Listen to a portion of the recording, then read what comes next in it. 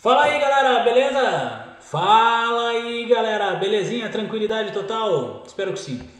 Pessoal, é o seguinte, hoje eu vou resolver para vocês uma questão do Exame Unificado de Física, o EUF. Para quem não sabe, procura aí na internet. O EUF é um exame no Brasil que seleciona as pessoas para o ingresso em pós-graduações em Física, tá? Mestrado e doutorado, né? Pós-graduação estrito sensu, né? Mestrado ou doutorado, tá? Basicamente o EUF é uma prova de 10 questões que ocorre em 2 dias, 5 num dia, 5 no outro, tá? E acontece duas vezes por ano, uma vez no primeiro semestre, outra vez no segundo semestre. No primeiro semestre é para quem quer ingressar no segundo semestre, né? Em alguma pós-graduação em Física, e no segundo semestre para quem quer ingressar no primeiro semestre do ano seguinte, do ano subsequente. Tá bom? É isso aí. Procura na internet, você vai ver aí provas anteriores, EUF e tal.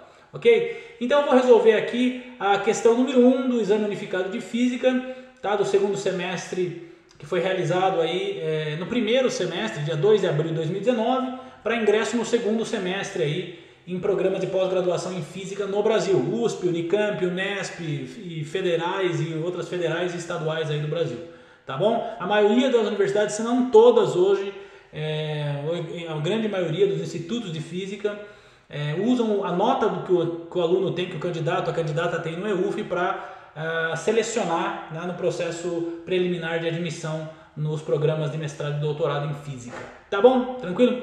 Bom, dito isso, vamos direto ao assunto então, sem delongas. O EUF ele é composto aí, tá? Como já falei, de 5 questões em um dia e 5 no outro. Que ele fala, essa prova contém questões de mecânica clássica, física moderna, mecânica quântica e termodinâmica. Todas as questões têm o mesmo peso. Então são 10 questões em 2 dias, 5 em um, 5 no outro. A nota do cara vai determinar se ele passa. Com uma nota mais ou menos por volta de 3, né? De 3 a 4, o cara entra praticamente em qualquer mestrado, inclusive na USP em Física. Tá? Com uma nota acima de 4, 4 para cima, 4, 5, né? 4,5 para cima, o cara entra em qualquer doutorado aí. Lógico, tem outras variáveis, ele vai ter que ser admitido, vai ter que achar um orientador, vai ter que ter uma linha de pesquisa lá que o professor orientador queira fazer, o cientista e tal, tá? Mas com relação à prova, tá? Essas notas seriam suficientes. Vou passar rapidão aqui as questões para você ver, ó. No primeiro dia tem essa que eu vou resolver agora, a questão número 1 de dinâmica, tem a número 2, que é uma questão aí também de mecânica clássica, tá? Equação de Euler-Lagrange. Depois aqui temos física moderna, envolve um pouquinho de relatividade especial. Depois temos aqui, ó, mecânica quântica, né? Aí, ó, função de onda, tá? De uma partícula de massa m no tempo, não sei o que. E aí teoria cinética dos gases, tá? Daí no outro dia, então não vou fazer agora, no outro dia, no segundo dia tem mais 5 questões, foi no dia 3 de abril de 2019, foi aplicada essa prova. Aqui tem eletromagnetismo, física moderna, quântica e mecânica estatística, tá? Então a novidade aqui, em relação ao primeiro dia, é eletromagnetismo e mecânica estatística, beleza? Passar rapidão aqui, ó, boa prova, né? E vamos rapidão aqui, ó. Aqui nós temos eletromagnetismo, né? Na verdade aqui eletrostática, tá? Outra aqui de eletromagnetismo, tá? 2 de eletromagnetismo, a 6 e a 7. Ele vai pedir vários itens e tal. Aqui nós temos física moderna, né? Difração aí, tá? Difração de Bragg aqui nesse caso e tudo mais. Ele vai pedir a hipótese de Planck, energia de Planck aqui e tudo mais, tá? Difração e interferência aí, né? De ondas eletromagnéticas e tudo mais, tá? Bom, aqui tem mecânica quântica, né? Um oscilador harmônico quântico unidimensional e tal. E por fim, o cara encerra com um soco na cara aqui, que é mecânica estatística, tá? Então, é um assunto realmente que você estuda realmente só em bacharelados em física, em regra, né? E você vai estudar no mestrado. No meu mestrado em física, eu tive lá um semestre, pelo menos, em mecânica estatística. É apavorante mesmo, é muito interessante, tá? Muito sinistro mesmo, mecânica, equação de transporte de Boltzmann e tudo mais. Tá bom, mecânica estatística, tá bom? Nós vamos brincar aqui com o que agora? Aqui é a questão número 1 de física clássica, tá? A parte de dinâmica, beleza? Então o probleminha é esse aqui, ó. Um carro se move numa pista circular inclinada, tá? De um ângulo θ, tá aqui o ângulo de inclinação, em relação horizontal. Isso aqui é igual aqueles carros de corrida, sabe? Aquelas Fórmula Indy, sabe Fórmula Indy? Que os caras ficam girando num circuito oval, assim, a pista inclinada, sabe? É isso aí, tá? A figura abaixo mostra o plano transversal ao movimento do carro, o modo da aceleração da gravidade é g, tá? Então a aceleração gravitacional ela aponta aqui para o solo, tá? Tudo bem? Entendeu? Então, o carro se move, tá falando, se move numa pista circular inclinada de ângulo θ. Esse carro está se movendo. Ele está vindo, ele está saindo do plano do papel aqui, do plano da figura, né, do plano da sua tela do computador. Ele está saindo ou está entrando. Ele está se movendo com a velocidade saindo ou entrando. Ele está se movendo, tá bom? O módulo da aceleração da gravidade é G. Tá? E aí vem a primeira pergunta. Primeiro item aqui. O EUF é sempre assim, tá? Vai se preparando, se quiser fazer mestrado ou doutorado em física no Brasil, né, e fazer o EUF, se prepara, tá? É uma questão e pelo menos 4 a 5 itens aí para você responder. Primeiro item. Indique esquematicamente, isso que equivale, só para comentar, a tipo segunda fase da FUVEST, segunda fase da Unicamp, né? São dissertativas, né? É uma prova dissertativa, tá bom? Indique esquematicamente todas as forças que atuam no carro se o atrito for desprezível. Então ele quer primeiro que você indique todas as forças que atuam no carro se o atrito for desprezível, tá? Então aqui está um esqueminha que eu fiz, item A, para a gente responder isso aí, ó. Se o atrito é desprezível, tá? Quais são as forças que atuam no carro? Veja bem, as forças que atuam no carro são as seguintes, ó. No centro de massa dele, aqui, ó, tem o peso, tá? A componente do peso, basta você, por geometria plana, tá? Você concluir, né, que aqui também é θ, aqui no miolo, ó, que é θ, tá? Aí você vai conseguir decompor o peso nas suas componentes aqui, ó, tá? As suas componentes verticais e horizontais. Então, horizontal no sentido do movimento, do deslocamento, de caída do plano aqui, e vertical nesse eixo aqui perpendicular à superfície, tá? Então, eixo X, né? Horizontal ele é paralelo à superfície e eixo Y vertical é perpendicular à superfície. Montado esse triangulinho, né? Porque esse aqui é θ, aqui é 90 menos θ, porque no quadrante inteiro você tem 90, então aqui vai ser θ, tá? Tá feito. Então, o que você faz? Você vai tirar aí, se fizer o seno e cosseno de θ, tá? Você vai ver que aí você vai ter esse cara aqui, esse vetor aqui é o P seno θ, esse aqui é o P cosseno θ, tá? Basta você fazer o seno e o cosseno aqui. Você vai tirar isso. A hipotenusa é o próprio peso, beleza? Tá bom. Então nós temos aqui o P seno θ, que age aqui no sentido do deslocamento do corpo, puxando o corpo para cair no plano, né? O carro aí. O P cosseno, ele é a componente do peso na direção da normal, a força normal está aqui em cima, a normal é uma força de reação de superfície, pelo fato de um corpo estar sobre uma superfície, então ela é sempre perpendicular à superfície, tá? Então a normal está aqui para cima, componente do peso para cá, né? Px, que pode estar aqui embaixo também, né? Elas estão paralelas, né? É a mesma força, né? Só transladei daqui para lá, tá? Para colocar aqui no triângulo. Aqui eu tenho o P cosseno, tá vendo? O P cosseno é a componente do peso na direção da força normal, aqui seria no eixo Y, tá? Bom, e atenção o que? Se ele falou que aquele carro se move, esse carro tem que ter necessariamente uma força centrípeta.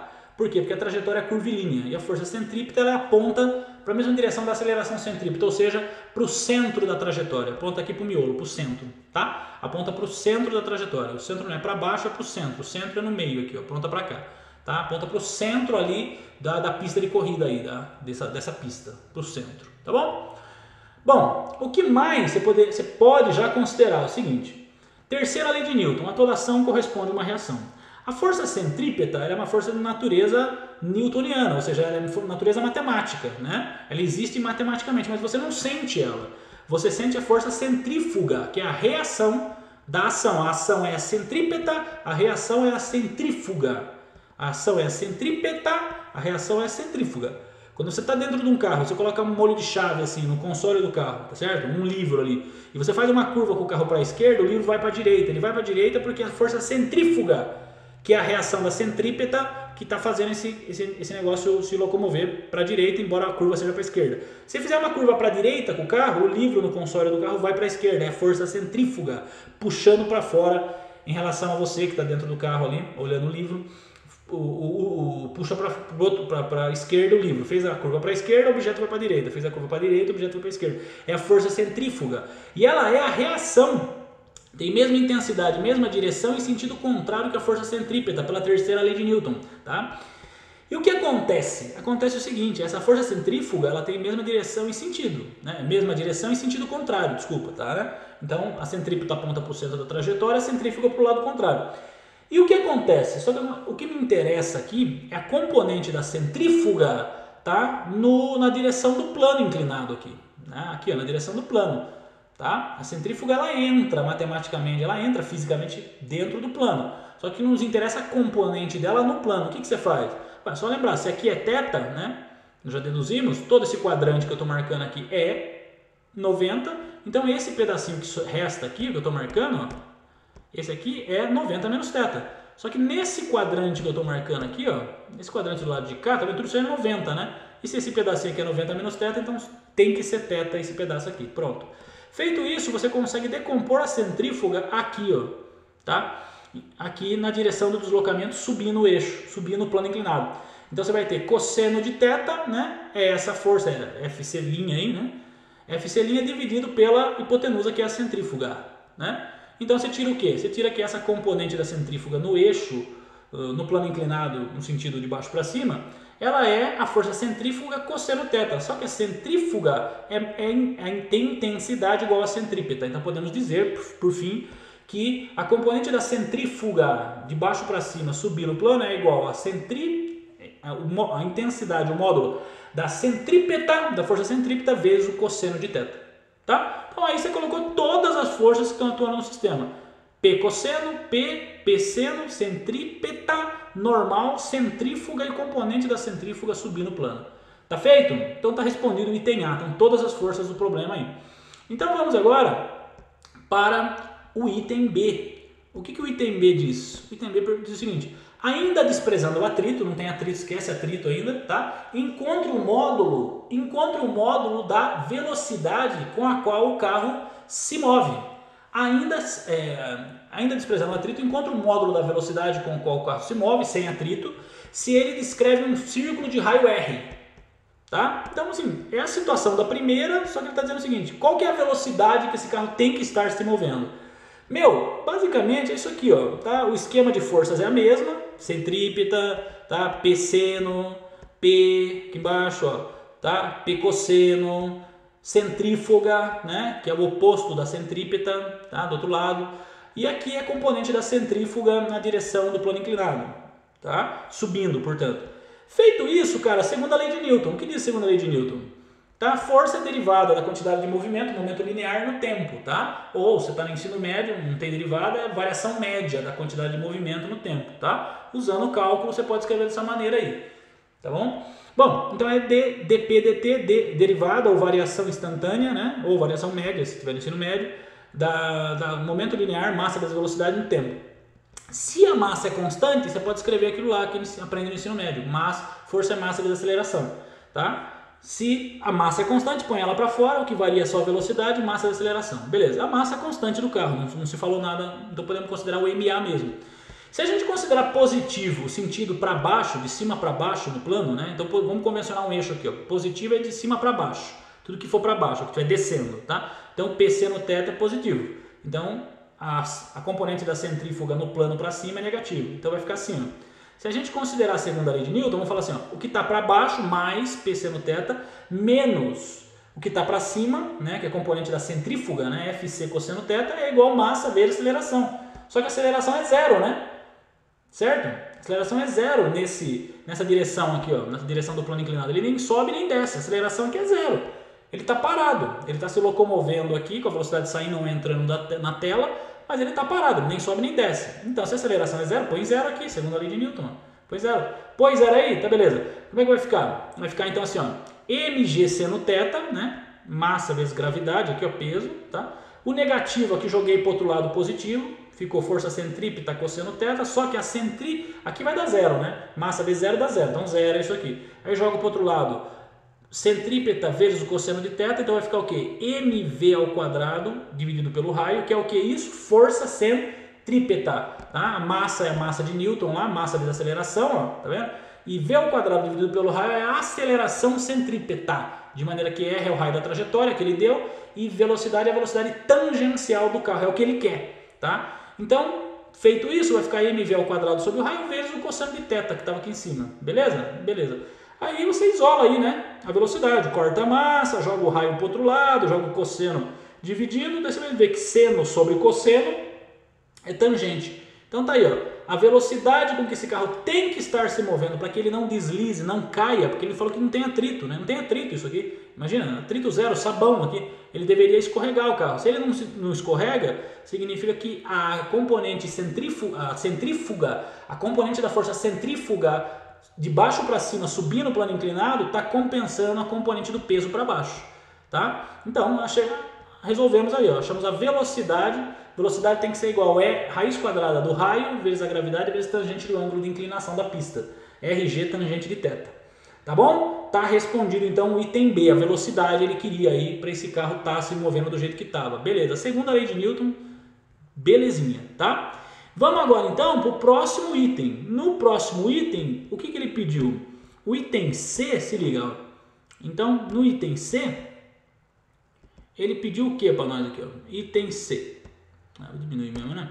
Então tá aqui. No item C vai ficar assim, ó.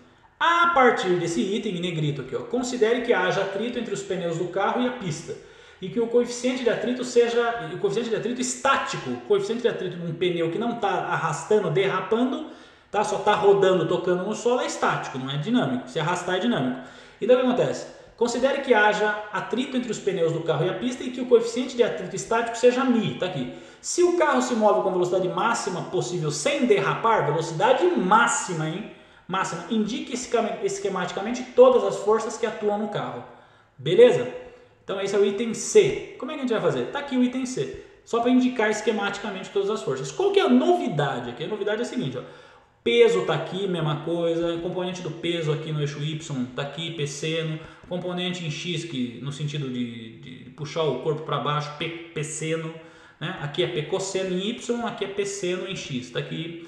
A força centrípeta está aqui, a normal está aqui, a centrífuga está aqui, que tem intensidade igual a centrípeta, a componente da centrífuga subindo está aqui, igualzinho. O que mudou nesse caso? Só essa força aqui, ó, a FAT. Apareceu a força de atrito para baixo. Por que eu sei que é para baixo? Você tem que adivinhar? Não. Você tem que só raciocinar e entender fisicamente o problema. Se ele está pedindo, tá? Se ele disse, pedindo não, ele disse que esse carro se locomove com uma velocidade máxima sem derrapar. Se ele está se locomovendo com velocidade máxima, né? Você concorda que esse corpo aqui, ele tenderia, devido a essa velocidade máxima, mais que essa velocidade, esse corpo tende a derrapar para cima, ele perde o controle para cima, tá? Ok?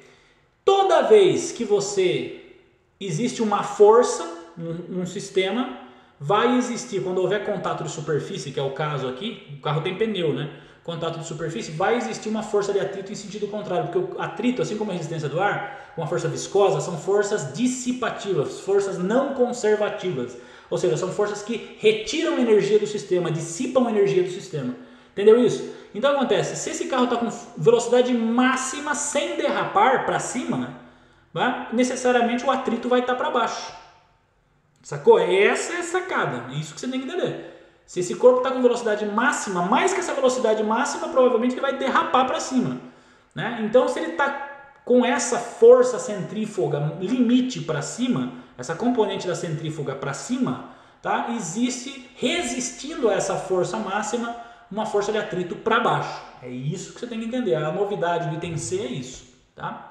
Bom, e aí? E aí, acabou. Item C, acertou. Parabéns. Beleza, tá? Vamos para o item D. Qual é o módulo da velocidade máxima, essa velocidade que ele falou no item C? Qual é o módulo da velocidade máxima com a qual o carro é capaz de fazer a curva de raio R sem derrapar? Então o cara quer saber qual que é a velocidade máxima que ele pode fazer para que essa situação aqui, né, persista, fique desse jeito por um determinado intervalo de tempo. Isso é o item D. Então você olha o item C e vou pensar o quê? As forças que estão para baixo, aqui no plano inclinado, que é o peso seno θ mais o atrito, tem que ser igual a componente da centrífuga para cima, tá? Que é igual a centrípeta, a intensidade é a mesma, cosseno θ, certo? Então o que está para baixo no plano é igual ao que está para cima, né? Porque não tem aceleração aqui nesse eixo, o corpo ele está parado. Segundo a lei de Newton, nesse eixo aqui, ó, na direção do plano, ele não sobe nem desce, é zero. Se é zero, a aceleração é zero, então não tem força resultante aí, tá? Nesse eixo aqui do deslocamento do plano. Vamos equacionar? Vamos. Olha lá, segunda lei de Newton, tá? Então, se a resultante é zero, já está aqui, ó, a aceleração é zero, massa vezes zero dá zero, variação da quantidade de movimento no tempo dá zero, está zerado. Então, quem está para baixo, vou convencionar para baixo positivo, peso seno θ mais atrito, e quem está para cima negativo, ó, é a componente da centrífuga na direção do plano subindo, que é igual a centrípeta vezes cosseno θ. Jogo centrípeta com seno θ para o outro lado, vem para cá, ó, a centrípeta é mv² sobre r vezes cosseno θ, e o peso mg seno θ mais a FAT, que é força normal, força de atrito, perdão, que é igual ao que? A FAT é μ, coeficiente de atrito, vezes a força normal. A normal é o que? É isso. Por que ela é isso? Porque não existe também movimento no eixo y, né? Não existe movimento assim também, ó. O corpo nem sai voando para cima, nem afunda no plano. Então, a normal tem que ser igual ao P cosseno θ. Valeu? Legal, facinho, né? Então, o que vai acontecer? Aqui está a normal, μ vezes a normal. Então, o que vai acontecer, final das contas? Faça as passagens aí, sem preguiça. Ó. Cortei todas as massas, tá? Só cortei todas as massas, passei o raio multiplicando do outro lado e o cosseno dividindo embaixo, tá? Então, ficou, ó lá, R, G e o cosseno dividido embaixo. O G eu pus em evidência, porque ele tem aqui, ó, um G no seno e um G com μ cosseno. Então, colocando em evidência, vai ficar G vezes, abre parênteses, seno θ mais μ cosseno θ. Aí que legal. Tá vendo? O que acontece? Essa velocidade que você achou é a máxima, tá? É a máxima. Se passar dela, o carro derrapa, capota, né? Enfim, ele vai derrapar para cima. Ele vai passar, ele vai derrapar. Porque a componente da centrífuga subindo vai ser maior que a soma do P seno mais o atrito que está para baixo. O atrito está lá porque a geometria é de um plano inclinado e o atrito não, o P seno está para baixo, desculpa, porque é a geometria de um plano inclinado, a característica de um plano inclinado. E o atrito surgiu devido a a criação dessa força máxima limite, tá? Gerada pela componente da centrífuga para cima, que é igual a centrípeta cosseno θ. Lembrando que a centrípeta depende da velocidade ao quadrado do carro. Então, quanto maior a velocidade do carro, maior vai ser a componente da centrífuga para cima também. Legal? Legal. Então, essa velocidade, só lembrando, relembrando, ela é a velocidade máxima. Então, essa velocidade máxima tem que ser menor ou no máximo igual a essa expressão matemática aqui, ó. Tá? RG cosseno θ vezes seno θ mais μ cosseno θ. Toda vez que o atrito no fenômeno físico estiver ajudando, tá? Estiver ajudando de alguma maneira ali no fenômeno físico o corpo a descer, tá? Aqui ele tá, né? O atrito tá para baixo, não tá? O atrito tá para baixo. Toda vez que o atrito estiver para baixo no plano inclinado, lá na equação final vai aparecer seno θ mais μ cosseno θ. Tá? Porque aqui o atrito está ajudando o P seno θ, tá? Então o atrito está ajudando a componente do peso que é seno θ. A gente vai ver no próximo exercício que quando o atrito está para cima, ele está atrapalhando, aqui vai aparecer um menos, essa é a diferença. Então essa é a velocidade máxima, você põe o raio aqui, gravidade, angulação e o coeficiente de atrito. Essa é a velocidade máxima, se passar dessa velocidade o carro derrapa para cima, tá? Ele vai derrapar para cima. Combinado? Vamos encerrar então com a questão, o item E. Supõe agora que seno de θ é maior que μ cosseno de θ. Aí, tá vendo? O componente aí, ó, né? O componente do peso na direção da queda, né? No plano inclinado, e o componente do atrito. Então ele está falando aqui, ó, imagina só, suponha que o seno de θ é maior que o μ cosseno de θ, tá? Então o que ele está falando? Ele já está falando para você aqui que o atrito está para cima. É uma dica. Tá? Você poderia interpretar assim, ele está te dando uma pista. O atrito, se você jogar para o outro lado, né, vai ficar seno θ menos μ cosseno θ. Não vai ficar negativo o μ cosseno? Significa que o atrito está para cima. É isso, tá? Mas vamos interpretar. Suponha essa condição matemática, física matemática aqui, ó. Seno θ maior que μ cosseno θ. E que o carro se mova bem mais lentamente. O carro tá, você pode até imaginar no caso do limite que ele está quase parando, mas ele não pode estar parado. Porque daí seria um exercício de plano inclinado de colegial, do ensino médio, tá? Da FUVEST. Tá certo? Porque ele está paradinho ali, né? Então você vai ter P seno θ para baixo e atrito para cima, mas ele não pode estar parado, tá? Porque tem que ter a componente da centrífuga, tá? Então imagina que o carro se move bem mais lentamente, tipo 5 km por hora, bem lentamente. Indique esquematicamente todas as forças que atuam nesse carro. Primeira coisa que tem que fazer, tá? E ainda, determine a velocidade mínima com o qual o carro consegue descrever o círculo de raio R sem derrapar. No item D era a velocidade máxima. A partir daquela o carro derrapa para cima. Aqui a velocidade é mínima que o carro tem que ter para que o carro não derrape para baixo. Se ele passar do limite na máxima no item D, ele derrapa para cima. Aqui, se ele não atingir a mínima, ele derrapa para baixo. Entendeu isso? Tá? Muito interessante, né? Então vamos voltar lá para o problema e resolver aqui, ó, o item E. Como é que vai ficar? Então no item E, olha só, de forma bem objetiva aí, né? O que vai acontecer? Todas as forças aí, centrípeta apontando para o centro, P seno, ó, peso, P cosseno no eixo Y, componente da centrífuga aqui, ó, tá? Subindo aqui o plano, tá? A centrífuga tá aqui, que é a reação, né? Terceira lei de Newton, né? Mesma direção, e mesma intensidade, módulo, só que sentido contrário, tá aqui tudo legal. A novidade está aqui, ó. O cara quis avaliar a sua sensibilidade, conhecimento, poder de domínio do conhecimento de dinâmica, para você entender, não sair só aplicando fórmula. Isso não é saber física, ainda mais nível de pós-graduação. Você tem que interpretar o que está acontecendo. Agora esse carro está se movendo lentamente, você concorda?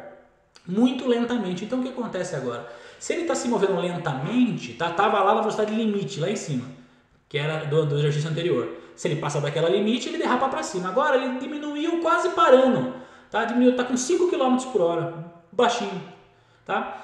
Agora, se ele existe uma velocidade mínima para que ele não, para que o P seno θ não arraste esse carro para baixo. Existe, fisicamente falando. Então, o que a gente vai fazer? Segundo a lei de Newton, a aceleração é zero aqui na direção do deslocamento do plano, né? Então, massa vezes zero, né? Variação da quantidade de movimento no tempo dá zero aqui, ó. Segundo a lei de Newton dá zero. Então, vou convencionar positivo de cima para baixo. Todas as forças que estão de cima para baixo vai ter mais, é positivo nesse meu eixo.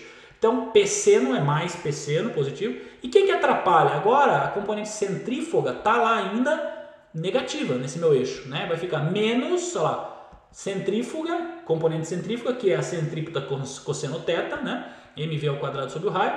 E agora a novidade, ó, o atrito está para cima. Por que o atrito está para cima? Porque a velocidade ela é mínima. Abaixo dessa mínima, o P seno θ vence essas duas forças aqui, ó, centrífuga, componente da centrífuga para cima mais atrito, e o carro começa a deslizar no plano inclinado. Então você tem que dar uma velocidade mínima no carro para que ele não deslize. Como é que você faz isso? Faz assim, ó, P seno menos componente da centrífuga para cima menos o atrito, né? Se eu convencionar de cima para baixo positivo, o atrito está de baixo para cima, então ele é negativo.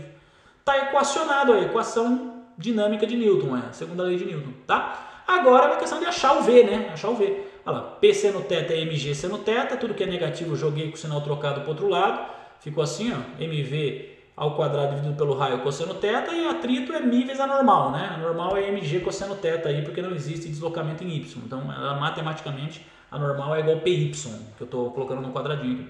Corta todas as massas, mesma conversinha, tá? Só que agora qual que é a diferença? Você vai pegar, para isolar a velocidade, né? Você vai pegar esse monômio aqui, né?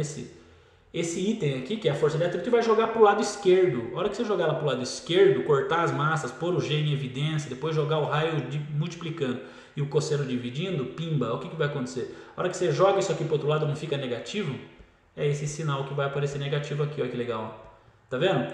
Então, a hora que você isolar a velocidade, você vai chegar nessa expressão aqui, ó, raiz quadrada de RG dividido pelo cosseno de θ vezes o que? Igualzinho ao anterior. Igualzinho ao anterior. Qual que é a diferença do anterior? Que agora o atrito está para cima, então aqui o sinal é negativo. Aqui, ó, o atrito ajuda para baixo. Aqui o atrito atrapalha para cima a queda do corpo no plano inclinado. Então essa, ao passo que no item D, essa aqui é a velocidade máxima que ele pode ter. Tem que ser menor ou igual a essa. Se for maior, o carro derrapa para cima. Essa aqui é a velocidade mínima que ele tem que ter, de maneira que a velocidade tem que ser maior ou igual a isso. Se a velocidade for menor que essa expressão aqui, ó, tá? O que acontece? O peso vai ganhar, tá?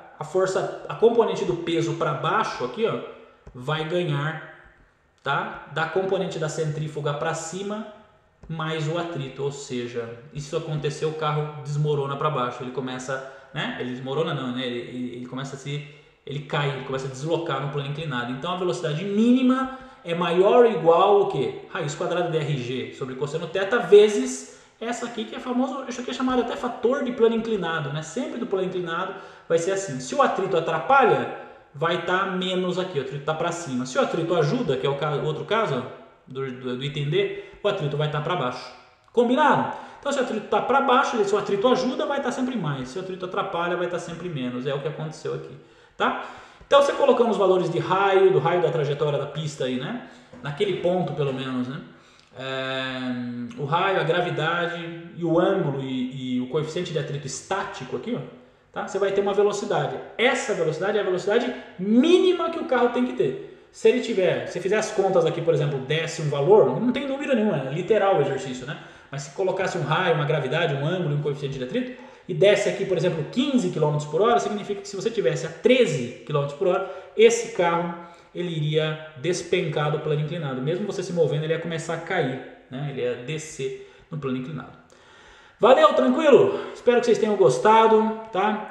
Se inscreve no canal, curte o vídeo, se inscreve no canal aí, compartilha com seus amigos, nas suas redes sociais, Facebook, Instagram, tá? E a gente se vê na resolução de uma próxima questão paulada, soco na cara, tijolada na nuca mesmo aí, uma questão supimpa para vocês que eu vou trazer de física, matemática ou matérias correlatas aí, tá? De um grande vestibular ou de uma prova conceituada para vocês aí. Forte abraço, a gente se vê num próximo vídeo. Valeu, até mais!